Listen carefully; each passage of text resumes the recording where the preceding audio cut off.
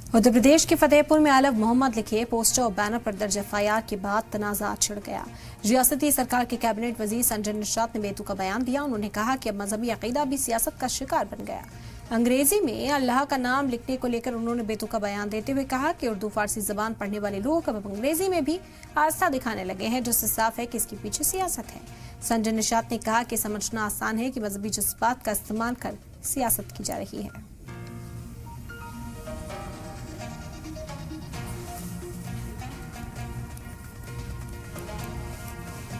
व्यक्ति जब अंग्रेजी पढ़ने लगे और वो भी अल्लाह को अंग्रेजी पढ़ाने लगे, बोलो भाई, तो निश्चित में समझ सकते हैं कि क्या राजनीति चल रही है। मतलब भगवान भी राजनीति के शिकार है।